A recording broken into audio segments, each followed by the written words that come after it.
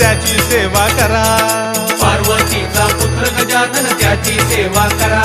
अरे पार्वतीचा पुत्र गजानन त्याची सेवा करा.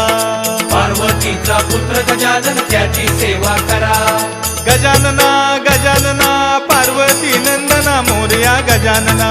गजानना गजानना पार्वती नंदना मोरया गजानना. हे गजाननाची आवड मोठी धावत आलो आरतीसाठी. गजाननाची आवड मोठी धावत आलो आरतीसाठी. गजानना गजानना पार्वती